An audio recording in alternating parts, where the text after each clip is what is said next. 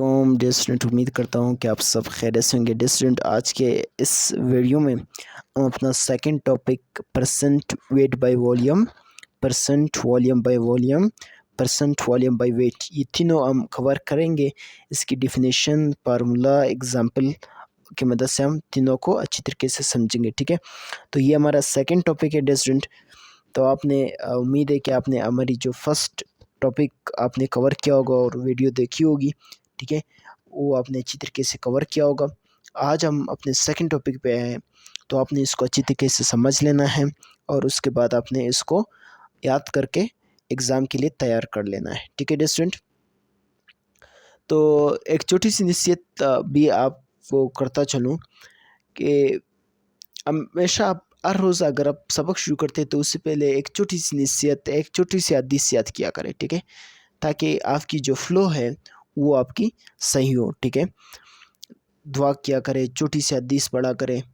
ठीक है, एक एक आयत अगर आप याद करेंगे, रोज़ का एक आयत, बिल्कुल कोई मसला नहीं। ठीक है, इंसान 10 मिनट में, 5 मिनट में अच्छी तरीके से उसको समझ के और उसको अच्छी तरीके से याद कर सकता है। तो ये आप ज़रूर किया करें। और नसीहत ये है आप लोगों के लिए कि आप हमेशा तनकीद ना किया करें लोगों को, कि आप ऐसे हैं, आप ऐसे हैं। ठीक है, हमेशा अपने आप के ऊपर काम किया करें, हमेशा अपने आप को बेहतर से बेहतर बनाएं। लोगों को आप उनके ही रास्तों पर छोड़ दें। आप अपने आप पर जितना काम करेंगे इतने आप खूबसूरत बनेंगे, अपने हिल्म पर, अपनी पर्सनैलिटी पर। ठीक है, अपने बोल चाल, इखलाक, उठना बैठना पर, तो आप अपने आप को बेहतर से बेहतर बनाइए। ठीक है, लोगों को आप तनकीदें करेंगे, ये वो फला आए बाय शाय करेंगे, तो उससे आपको ना कुछ मिलने वाला है, ना उनका कुछ आप बिगाड़ सकते हैं। आप अपना टाइम भी ज़ाया करते हैं, उनके नज़रों में भी आप अजीब हो जाते हैं। तो उम्मीद है कि आप इस पे ज़रूर अमल करेंगे। तो डिस्टेंट नसीहत काफ़ी लंबी हो गई, तो अपने टॉपिक की तरफ आएंगे, परसेंट वेट बाय वॉल्यूम। तो सबसे पहले डेफिनेशन देखेंगे, the mass of solute dissolved per 100 parts by volume of solution. The mass of solute dissolved per 100 parts of volume of solution. तो उससे आप कहेंगे परसेंट वेट बाय वॉल्यूम, यानी 100 centimetre cube of solution में, ठीक है, जितना मास ऑफ सल्यूट होगा, जितना मास ऑफ सल्यूट होगा, यानी 100 सेंटीमीटर क्यूब वॉल्यूम, हम वॉल्यूम ऑफ सेंटीमीटर क्यूब में फाइंड करते हैं। ठीक है, जब 100 सेंटीमीटर क्यूब ऑफ सॉल्यूशन में जितना या वॉल्यूम में जितना मास ऑफ सल्यूट होगा, उससे आप कहेंगे परसेंट वेट बाय वॉल्यूम।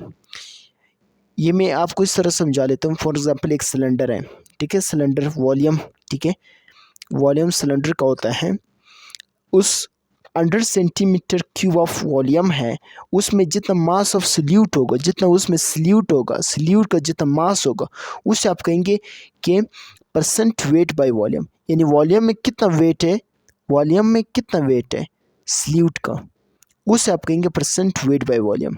ठीक है, यानी 100 सेंटीमीटर क्यूब ऑफ वॉल्यूम में जितना मास ऑफ सल्यूट होगा, उससे आप कहेंगे परसेंट वेट बाय वॉल्यूम।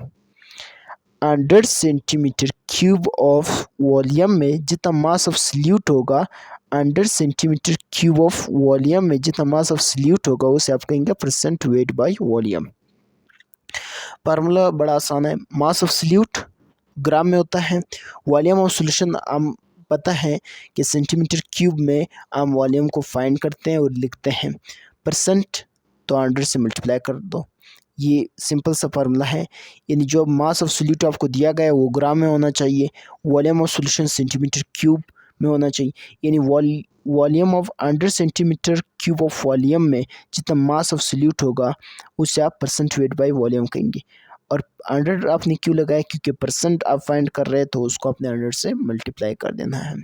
ठीक है डिस्टेंट, मैं इसको थोड़ा सा ऊपर कर लेता हूँ डिस्टेंट कैमरे को, ताकि आपको अच्छी तरीके से एग्जाम्पल नज़र आ सके। ठीक है डिस्टेंट, डियर स्टूडेंट, यहाँ पर आपको एग्जाम्पल बिल्कुल पूरा नज़र आ रहा होगा, देख लेता हूँ, बिल्कुल आपको पूरा नज़र आ रहा है। ठीक है, तो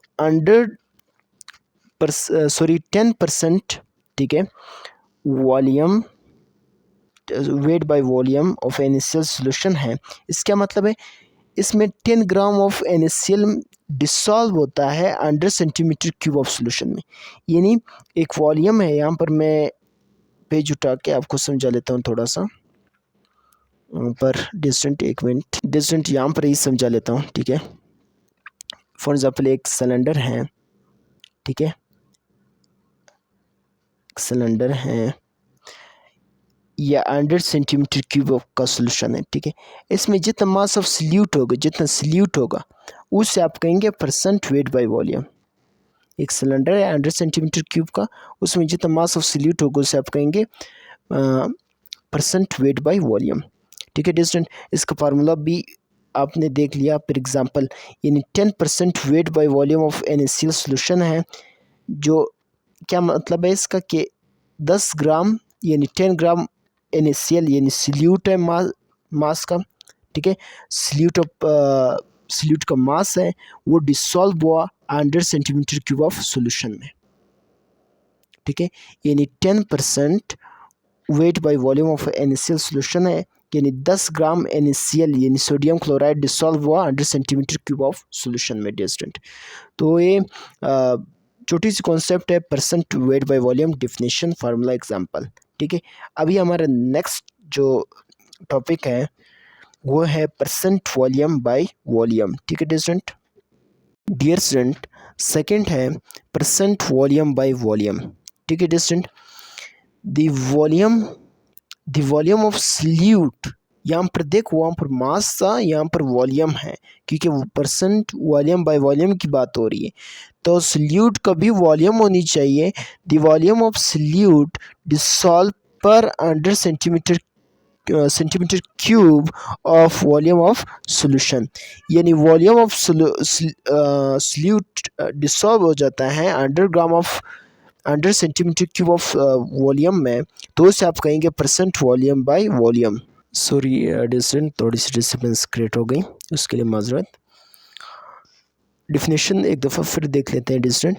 the volume of solute dissolve पर 100 centimetre cube parts by volume of solution, यानी 100 सेंटीमीटर क्यूब ऑफ सॉल्वेंट में जब वॉल्यूम ऑफ सल्यूट डिसॉल्व हो जाता है, ठीक है, या सोल्यूशन में जब वॉल्यूम ऑफ सल्यूट डिसॉल्व हो जाता है, तो उसे आप कहेंगे परसेंट वॉल्यूम बाय वॉल्यूम।